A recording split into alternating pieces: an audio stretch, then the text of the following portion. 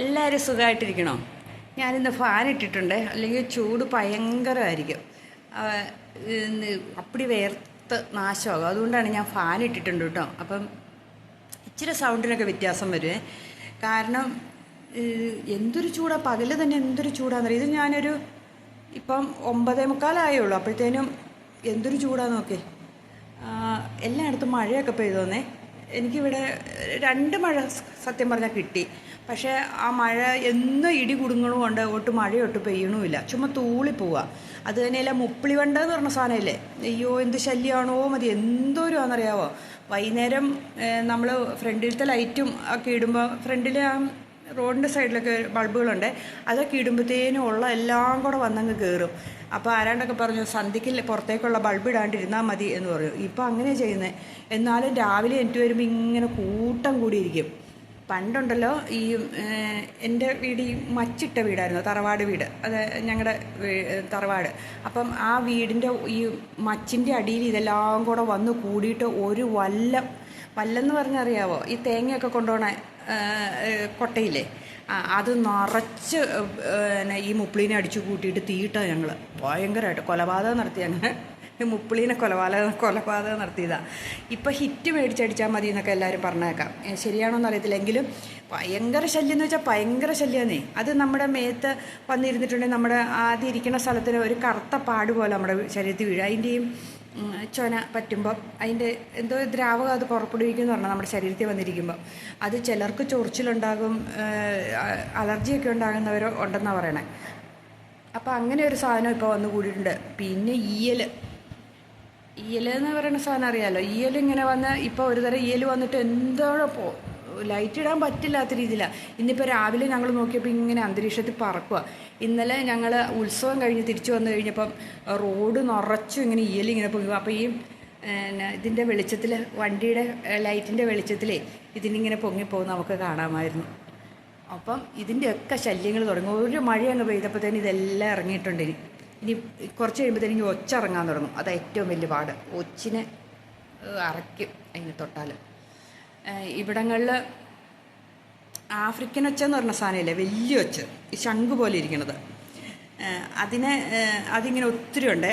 അത് എന്നിട്ട് നമ്മുടെ കണ്ടത്തിലൊക്കെ ഒത്തിരി ഉണ്ട്. അപ്പോൾ കണ്ടത്തിലുള്ളവരെന്ന് വെച്ചാൽ ഇതിനെ പിടിച്ചിട്ട് ഒരു ഇതിനകത്തേക്ക് ഇട്ടിട്ട് ഉപ്പിട്ട് കൊല്ലുകയാണ്, അല്ലെങ്കിൽ നെല്ല് മുഴുവൻ കളയും. അതിനെല്ലാം കൃഷിക്കൊക്കെ നാശം നിറയും. ഇത് ദൂരമാണെന്നറിയാവോ, ഒത്തിരി ഉണ്ട്. അപ്പോൾ ഒരു ദിവസം ഞങ്ങൾ കണ്ടത്തിൽ ചെന്നപ്പോൾ 2 ബംഗാളി പയ്യന്മാർ പണിതുകൊണ്ട് നിൽക്കുവാണേ. അവരൊരു ഷിമ്മിക്കൂട് നിറച്ച് ഇതിനെ പെറുക്കി വെച്ചേക്കുക. അപ്പോൾ ഞങ്ങൾ ചോദിച്ചു ഇത് എന്തിനാ ഇത് പെറുക്കി വെച്ചേക്കണം. അപ്പോൾ ഇത് ശംഖ എന്ന് പറഞ്ഞു. അപ്പോൾ ചേട്ടൻ പറഞ്ഞു ശംഖല്ല, ഇതൊരു ജീവിയാണ്, ഇത് ആഫ്രിക്കൻ ഒച്ച എന്ന് പറയണത്. ഇത് എവിടെ കൊണ്ടിട്ടാലും ഇതിങ്ങനെ ഒത്തിരി ഉണ്ടാകും, ആ നാട് നശിപ്പിക്കുക, എല്ലാ സാധനം എല്ലാ കൃഷിയും തിന്ന് തീർക്കുമെന്ന് പറഞ്ഞു. ഇല്ല ശംഖ സാറേ, ഇത് കണ്ടോ ശംഖിൻ്റെ ഷേപ്പല്ലേ എന്ന് ചോദിച്ചു. ഇച്ചിരി നേരം കുറേ കഴിഞ്ഞപ്പം അവരെ എടുത്ത് കാണിച്ചു കൊടുത്തപ്പോൾ ഇതിങ്ങനെ തിന്നണതൊക്കെ കാണിച്ചു കൊടുത്തു. നെല്ലിൻ്റെ തണ്ടൊക്കെ തിന്ന് തീർക്കണമെന്നൊക്കെ പറഞ്ഞു കഴിഞ്ഞപ്പോൾ അവർക്ക് മനസ്സിലായി. അവരെടുത്ത് അതിനെ ദൂരെ കളയുകയും ചെയ്തു. അപ്പം ഇതാണ് ആഫ്രിക്കൻ ഒച്ചിൻ്റെ കഥ. അങ്ങനെ ഒരു സംഭവം ഉണ്ടായി. ഇത് ശംഖ് ശംഖ് പോലെ ഇരിക്കണം, വലിയതല്ലേ. ഇവിടെ ഇഷ്ടം പോലെ ഉണ്ടെന്ന്. ഒരെണ്ണം വന്നു കൂടിയാൽ മതി, ആ പ്രദേശം മൊത്തം ആയിക്കോളും. ഒരെണ്ണം മതി. ഇതെങ്ങനെ വന്ന് ഇത് കൂടണമെന്ന് പോലും നമുക്കറിയത്തില്ല. അത് കൂട്ട് എന്തോരമാണെന്ന് വെച്ചാൽ ഒരു കയ്യും കണക്കുമില്ല. അതങ്ങനെ കേട്ടോ. പിന്നെ എന്നാന്ന് വെച്ചിട്ട് വേറെ വിശേഷമൊക്കെ, ഇന്ന് ചുമ്മാ വിശേഷങ്ങളൊക്കെ അല്ലേ നമുക്ക് സംസാരിക്കാം, കുഞ്ഞു വിശേഷങ്ങൾ. ഞാൻ ഈ കഴിഞ്ഞ ദിവസം ഇങ്ങനെ ഇരുന്ന് കഴിഞ്ഞപ്പോൾ എന്നോട് ഒരാൾ ചോദിക്കുകയാണ് ഏറ്റവും കൂടുതൽ പ്രാധാന്യം കൊടുക്കണേ എന്തിനാ എന്നെന്നോട് ചോദിച്ചു. അപ്പം ആദ്യം ഞാൻ പറഞ്ഞു എൻ്റെ ഫാമിലിയോട് പ്രാധാന്യം കൊടുക്കണേ എന്ന് ഞാനിങ്ങനെ പറഞ്ഞു. അപ്പോൾ പിന്നെ അവർ പറഞ്ഞു ഫാമിലിക്കാണ് പ്രാധാന്യം കൊടുക്കണേ, എങ്കിലും നമുക്ക് ഏറ്റവും കൂടുതൽ പ്രാധാന്യം കൊടുക്കുക ഫാമിലിക്കാണോ എന്ന് ചോദിച്ചു. അപ്പം ഞാൻ പറഞ്ഞു അല്ല പിന്നെ എന്തിനാ എന്നിങ്ങനെ ഞാൻ അങ്ങോട്ട് ചോദിച്ചു കഴിഞ്ഞപ്പോൾ ഞാൻ പിന്നെ പറഞ്ഞു ഈ സാമ്പത്തികത്തിനായിരിക്കും പ്രാധാന്യം കൊടുക്കണമെന്നൊക്കെ പറഞ്ഞപ്പോൾ അവർ പറഞ്ഞു അല്ല സമയത്തിനാണ് പ്രാധാന്യം കൊടുക്കണമെന്ന്. അപ്പം അത് കേട്ടപ്പോൾ ഞാൻ നിങ്ങളോട് പറയാം എന്ന് വെച്ചു.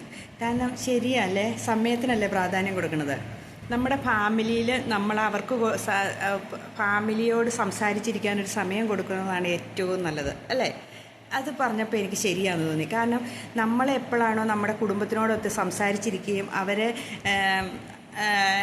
കേൾക്കാനൊരു മനസ്സ് വയ്ക്കുകയൊക്കെ ചെയ്യുമ്പോഴാണ് ആ കുടുംബജീവിതത്തിൽ സന്തോഷം ഉണ്ടാകണേന്ന് അവർ പറഞ്ഞപ്പം അതൊരു ശരിയാണെന്ന് തോന്നി, അത് നിങ്ങളോട് പറയാമെന്ന് വെച്ചു. ഞാൻ ചിലപ്പം അടുക്കള പണിയായിരിക്കും, മക്കൾ ഏതെങ്കിലും മൊബൈലിലോ അല്ലെങ്കിൽ എന്തെങ്കിലും വായിച്ചുകൊണ്ടിരിക്കുമായിരിക്കും, ഹസ്ബൻഡ് വേറെ എന്തെങ്കിലും പണിയായിരിക്കും. അത് ഫാമിലി ടൈം ആയില്ല, ഫാമിലിക്ക് സമയം കൊടുക്കുന്നതായില്ല.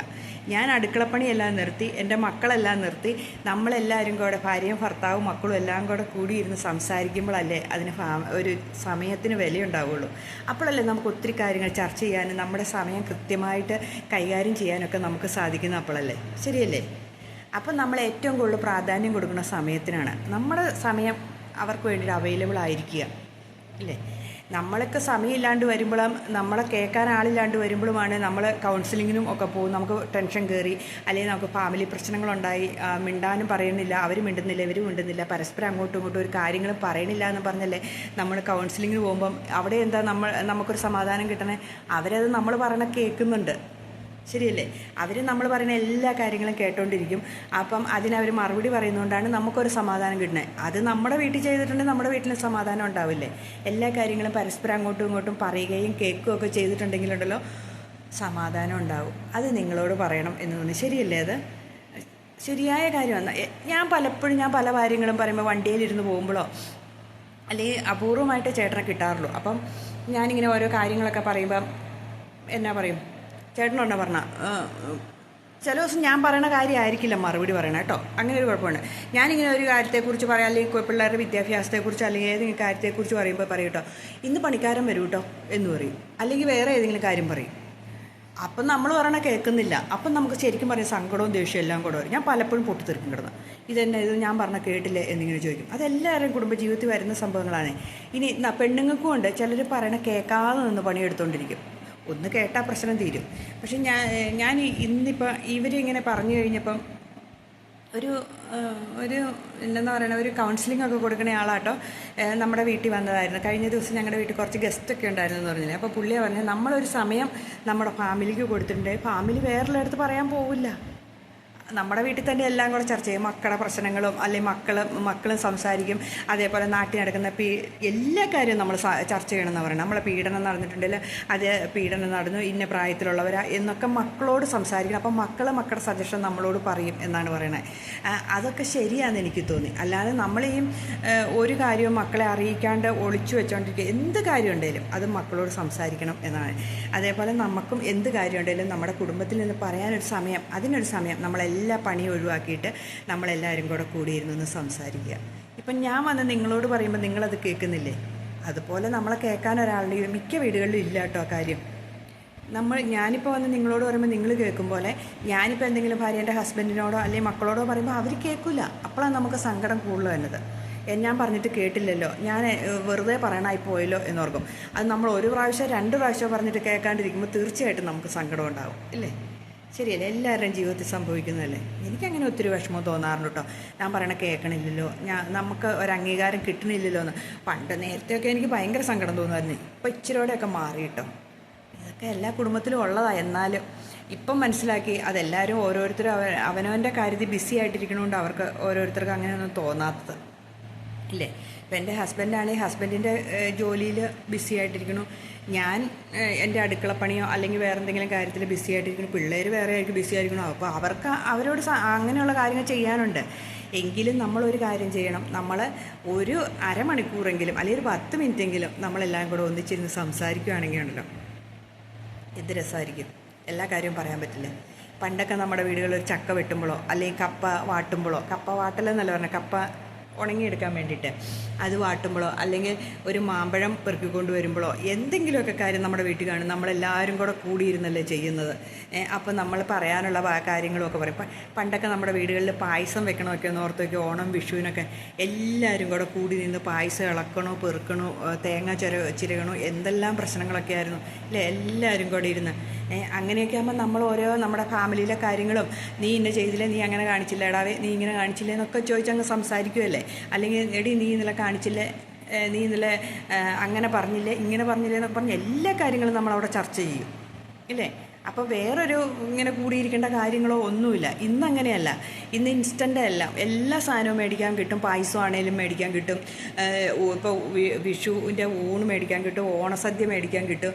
എല്ലാ സാധനവും ഇപ്പം വാങ്ങാൻ കിട്ടുന്നത് കൊണ്ടുണ്ടല്ലോ ആർക്കും ഒന്നിനും ആർക്കും മിണ്ടാനും സമയമില്ല, ആർക്കും ഒരു സാധനം ഉണ്ടാക്കണമെന്നില്ല. വിഷുവിന് ഒരു വീട്ടിലൊരു തരവി ചോറ് പോലും വെക്കണ വീടുകൾ എനിക്ക് തോന്നുന്നു ഇല്ലയെന്നാ. മിക്കവരും തന്നെ പുറത്ത് പോയി കഴിക്കാൻ വേണ്ടിയിട്ടിരിക്കണവരാ. ശരിയല്ലേ? ദൂരം പേരുണ്ട് പുറത്ത് പോയിട്ട് ഹോട്ടലിൽ പോയി ബുക്ക് ചെയ്ത് ഭക്ഷണം കഴിക്കുന്നവർ. അപ്പം അവിടെ എവിടെ മിണ്ടാനുള്ള സമയം കിട്ടുന്നത് ഇല്ലേ? അപ്പം ഞാനിങ്ങനെ ഓർക്കുക, നമുക്ക് അങ്ങനെ പണ്ടൊക്കെ എന്തെല്ലാം കാര്യങ്ങൾക്ക് മിണ്ടാൻ സമയം കിട്ടുമായിരുന്നു. കളിക്കാനിറങ്ങുമ്പോൾ പിള്ളേർ തമ്മിൽ കളിക്കാനിറങ്ങുമ്പോൾ സമയം കിട്ടുമായിരുന്നു. അല്ലെങ്കിൽ പണ്ട് അയൽവക്കത്തെ വീടുകളിലെ പെണ്ണുങ്ങളൊക്കെ വന്നിരുന്നു വെച്ചാൽ അവിടെ കൂടിയിരുന്ന് സംസാരിക്കുമായിരുന്നു. പിന്നെ കലിങ്കുകളിൽ കൂടെ പോയിരുന്ന ആണുങ്ങളാണേലും പല കാര്യങ്ങളും സംസാരിക്കുമായിരുന്നു. എല്ലാവർക്കും തന്നെ സംസാരിക്കാൻ, പിന്നെ കുടുംബാംഗങ്ങളെല്ലാം കൂടെ ഒത്തുകൂടിയൊരു സംസാരം ഉണ്ടായിരുന്നു. ഇപ്പം സംസാരമേ നിന്നുപോയി. എന്നിട്ടാണ് കൂടുതൽ കുടുംബ പ്രശ്നങ്ങളുണ്ടാകുന്നത്. ആരും ആരോടും ഒരു കാര്യം പറയാനും മടിയാണ്. ഒരു കാര്യം ചോദിച്ചാൽ ആൻസർ പോലും കിട്ടാൻ മടിയായിപ്പം. ശരിയല്ലേ? ഇപ്പോൾ പിള്ളേരെങ്ങനെയാണ്? പിള്ളേരുടെ കാര്യങ്ങൾ മാത്രം സ്വാർത്ഥതയോടെ ജീവിക്കണം. അവർക്ക് നല്ല ബാഗ് വേണം, നല്ല ചെരുപ്പ് വേണം, വില കൂടിയ ചെരുപ്പ് വേണം, വില കൂടിയ വസ്ത്രം വേണം. ഒന്നും പൈസ ഉണ്ടാക്കാനും ഇഷ്ടമില്ല. ചിന്തിച്ചു നോക്കിയേ, എല്ലാം വില കൂടി ഹൈ സാധനങ്ങളെ മേടിക്കുകയുള്ളൂ. അതേപോലെ മുടിയും എല്ലാം നീട്ടി അവരുടെ ഇഷ്ടത്തിനുള്ള കാര്യങ്ങളും ചെയ്ത് മറ്റുള്ളവരോട് മിണ്ടണമെന്നില്ല, നമ്മുടെ അയൽവക്കത്തുകാരോട് മിണ്ടണമെന്നില്ല, ബന്ധുക്കൾ വന്നാൽ അവരോട് മിണ്ടണമെന്നില്ല, സഹോദരങ്ങൾ തമ്മിൽ പരസ്പരം മിണ്ടണമെന്നില്ല. മാതാപിതാക്കളെ ആണെങ്കിലും കുറ്റപ്പെടുത്തി ഒറ്റപ്പെടുത്തി വർത്തമാനവും പറഞ്ഞുകൊണ്ട് നടക്കും. വായി തോന്നിയതൊക്കെ പറയണ മാതാപിതാക്കളോട് പറയണ മക്കളും ഒക്കെ ഉണ്ട് ഇപ്പോൾ. ഇഷ്ടമല്ലാതെ പറയണേ മാതാപിതാക്കൾ അതിലും കഷ്ടമായിട്ട്. ഈ മാതാപിതാക്കൾ ATM കൗണ്ടർ പോലെ തന്നെ എന്താവശ്യത്തിനും പിള്ളേർക്ക് വീട്ടിലെ സാമ്പത്തിക സ്ഥിതി ഒന്നും അറിയണ്ട ഇന്നത്തെ മക്കൾക്ക്. അവർക്ക് മൊബൈൽ വേണമെന്ന് പറഞ്ഞാൽ മൊബൈൽ, ലാപ്ടോപ്പ് വേണമെന്ന് പറഞ്ഞാൽ ലാപ്ടോപ്പ്. അത് EMI ആയിട്ട് എന്നെ കുന്തം കാണിച്ച് എടുത്തു കൊടുത്താലും വേണ്ടില്ല എന്ന് പറഞ്ഞ് നടക്കുന്ന മക്കൾ. ചിന്തിച്ചു നോക്കിയേ, എന്നാണെങ്കിൽ അവരുദ്ദേശിക്കുന്ന സാധനം അവർ മേടിച്ചെടുക്കും. എത്ര നമ്മളെ കാരണവന്മാരെ ചുറ്റി വരിഞ്ഞ് ചവിട്ടി കൂട്ടി അവരാ സാധനം മേടിച്ചെടുക്കും. വസ്ത്രമൊക്കെ നോക്കണേ എത്ര വില കൂടിയ വസ്ത്രങ്ങളാണ്. എന്നാൽ കയ്യിൽ പൈസ കുറവാണ്, ഇത്ര രൂപയുടെ മേടിക്കാവുള്ളൂ എന്ന് പറഞ്ഞൊരു ബഡ്ജറ്റും കൊണ്ട് പോയാൽ ആ ബഡ്ജറ്റിൽ ഒന്നും നിൽക്കില്ല. അവരൊരു 3-4 ഡ്രസ്സ് അവരെടുത്തോണ്ടോ ഇത്രയും ഞാൻ എടുത്തു കിട്ടോ എന്നിങ്ങനെ പറയുള്ളൂ. അതേ എൻ്റെ ഇതിനകത്ത് പെടും. ഞാൻ പലപ്പോഴും മേടിച്ചു കൊടുക്കില്ല, ഞാൻ കടയിലേക്ക് കയറില്ല ചില സമയം. അപ്പം ചിലപ്പോൾ ഞാൻ ഇളയവനെയും കൊണ്ടൊക്കെയാണ് പോകുന്നതെങ്കിൽ ഞാൻ പതുക്കെ ഒന്നും എല്ലാക്കി മാറി മറിഞ്ഞൊക്കെ നിന്ന് എൻ്റെ പൈസ ഇല്ലാട്ടോ എന്നൊക്കെ പറഞ്ഞ് ഞാൻ രക്ഷപ്പെട്ടു. ഇങ്ങനെ മേടിച്ചു കൂട്ടി, ഈ വസ്ത്രങ്ങളൊക്കെ ഇങ്ങനെ മേടിച്ചു കൂട്ടണ എന്ത് കാര്യത്തിനാണ്? ഇവരൊക്കെ വലുതായി പോയി കഴിയുമ്പോൾ പിന്നെ ഇടില്ല. അതാണ് അതിലും രസം. ഇങ്ങനെ കൂട്ടി വെച്ചിരിക്കും, ഒരാൾക്ക് കൊടുക്കുകയോ ഇല്ല. ഇതിങ്ങനെ വെക്കണ മക്കളും ഒക്കെ ഉള്ളൂ. ഇതൊക്കെ ഫാമിലിയിൽ പറഞ്ഞു തീർക്കേണ്ട പ്രശ്നങ്ങളാണ് അല്ലേ? എല്ലാവരും കൂടെ ഇരുന്നിട്ട് ഇങ്ങനെ ആവശ്യമില്ലാത്ത ചിലവുകളെക്കുറിച്ചും നമ്മുടെ വീട്ടിലെ സാഹചര്യത്തെക്കുറിച്ചും നമ്മളെക്കുറിച്ചും ഇങ്ങനെയാണ് നമ്മൾ ജീവിക്കുന്നതെന്നും നമുക്ക് ഇന്നൊക്കെ ബാധ്യതകളുണ്ടെന്നും ഒക്കെ നമ്മൾ മക്കളെ പറഞ്ഞ് മനസ്സിലാക്കണം. അല്ലെങ്കിൽ ഉണ്ടല്ലോ ഇവന്മാരവർക്ക് നമ്മൾ എല്ലാം ഇങ്ങനെ ഈ ഇൻസ്റ്റൻ്റായിട്ട് ഇങ്ങനെ കിട്ടിക്കൊണ്ടിരിക്കും. ഒരു ബുദ്ധിമുട്ടും ലേറ്റാൻ കാർഡിട്ടാൽ കിട്ടുന്ന രീതിയാണ് ഇവിടെ മാതാപിതാക്കൾ എന്നാണ് മിക്ക മക്കളും വിചാരിച്ച് വെച്ചേക്കണത്. അതൊക്കെ നമ്മൾ തന്നെ നിർത്തേണ്ട അവസ്ഥ വന്നു കേട്ടോ. എല്ലാവരും അവനവൻ്റെ കുടുംബത്തിലെ മക്കൾക്ക് ഇച്ചിരി കൺട്രോൾ വെച്ചില്ലെങ്കിലുണ്ടല്ലോ ഈ മക്കൾക്ക് ഇപ്പം എന്നാ പറയണേ, ഇപ്പം എൻ്റെ അടുത്ത് പോകണം. ഇപ്പം ഇന്നലെ സിനിമ ഇറങ്ങി, അയ്യോ എന്നാ മോഹൻലാലിൻ്റെ മമ്മൂട്ടിയുടെ ഒക്കെ സിനിമ, അതിന് പേര് മറന്നു കേട്ടോ. ആ എന്തിരനോ അല്ലല്ലോ, എന്നെങ്കിലും ആട്ടെ, അതിന് മറന്നുപോയി. ആ സിനിമ ഇറങ്ങിക്കഴിഞ്ഞ് കഴിഞ്ഞപ്പോൾ ഉടനെ പറയാണ് ടിക്കറ്റ് ബുക്ക് ചെയ്യട്ടെ എന്ന്. അപ്പോൾ എങ്ങനെ പോകുന്നു ചോദിച്ചാൽ പറയാം, ആ കൂട്ടുകാരെ വിളിച്ചു പൊക്കോളാം, എളുപ്പമല്ലേ. ഞാൻ പറഞ്ഞു പറ്റില്ല എന്ന് പറഞ്ഞു. എന്നെ ഓടിപ്പോവാ, ഒരു സിനിമ ഇറങ്ങി ഒരാഴ്ച കഴിഞ്ഞാൽ പോവാം. എന്നിട്ട് പറയാം അതിനെത്ര രൂപയൊന്നും ആവില്ല, ഒരു 150 രൂപ തന്നാൽ മതിയെന്ന്. 150 രൂപയ്ക്ക് തന്നെ ഒരു വിലയില്ലേ? അതാണ് ഇന്നത്തെ കാലം. അത് കൂട്ടുകാരെ വിളിച്ചു, അവിടെ വിളിച്ചു ഇവിടെ വിളിച്ചു അറേഞ്ച് ചെയ്യുകയാണ് പോകാൻ വേണ്ടിയിട്ട്. അപ്പോൾ ഇന്നിപ്പോൾ എക്സാം ഉണ്ട്, ഇന്നിപ്പോൾ എക്സാമിന് പോയി കഴിഞ്ഞിട്ട് ഒരെണ്ണം പറയാം നാളെ പൊക്കോട്ടെ എന്ന്. ഞാൻ പറഞ്ഞു നാളെയും പോകാൻ പറ്റില്ല, അടുത്ത ദിവസം ഞാൻ പറയാം എപ്പോഴെങ്കിലും പോകാൻ, സിനിമയൊന്ന് വരട്ടെ, ശരിക്കൊന്ന് സിനിമ ഒന്ന് തിയേറ്ററിൽ നിൽക്കട്ടെ എന്നിട്ടാട്ടെ എന്നൊക്കെ പറഞ്ഞു വിട്ടിട്ടുണ്ട്. ഇതാണ് ഇന്നത്തെ കാലം. ഇന്നത്തെ മക്കളെല്ലാം ഇങ്ങനെയാണ്, നമ്മൾ ഉദ്ദേശിക്കണ പോലെയൊന്നുമല്ല. പണ്ടത്തെ പിള്ളേരോടൊന്ന് പറഞ്ഞാൽ അവർ നമ്മുടെ എനിക്ക് തോന്നുന്ന ഒരു 25 വയസ്സ് കഴിഞ്ഞ പിള്ളേർ, അതെ 25+ ഉള്ള പിള്ളേർക്ക് പിന്നെ മനസ്സിലാകുമെന്ന് തോന്നുന്നു വീട്ടിലെ അച്ഛൻ്റെ അമ്മയുടെ അവസ്ഥകളെന്ന്. ഇന്നത്തെ പിള്ളേർക്ക് ഒരു അച്ഛൻ്റെ അമ്മയുടെ അവസ്ഥയെ അറിയത്തില്ല, അച്ഛനും അമ്മയും എങ്ങനെ ജീവിക്കണം, അവർ വല്ല ഉണ്ടോ കഴിച്ചോ എന്ന് പോലും അറിയേണ്ട കാര്യമില്ല. അതേപോലെ അച്ഛനെയും അമ്മേനെയും വിളിക്കണ മക്കളും ഇല്ല കേട്ടോ. അത് വേറെ സത്യ. എവിടെയെങ്കിലും ഹോസ്റ്റലിൽ എവിടെയെങ്കിലും ജോലിക്കോ അല്ലെങ്കിൽ എവിടെയെങ്കിലും പോയി കഴിഞ്ഞാൽ ഒരു ദിവസം പോലും ഈ മക്കളെ അമ്മ ഉണ്ടോ അച്ഛനുണ്ടോ ജീവിച്ചിരിപ്പുണ്ടോ എന്ന് പോലും അന്വേഷിക്കില്ല.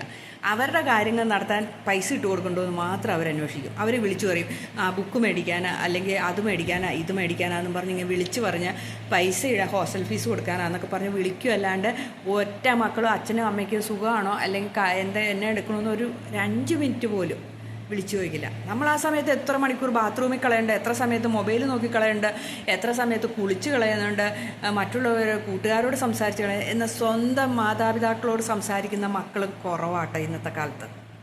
നിങ്ങൾ ചിന്തിച്ചു നോക്കിയാൽ ശരിയായ കാര്യമാണ്. അത് എത്ര പ്രായമായ മക്കളാണെങ്കിൽ പോലും അച്ഛനെ അമ്മേനെ ഒന്ന് വന്ന് കാണാൻ, അച്ഛനെ അമ്മേനെ ഒന്ന് വിളിക്കാനോ ഒരിക്കൽ പോലും മനസ്സ് വയ്ക്കില്ല.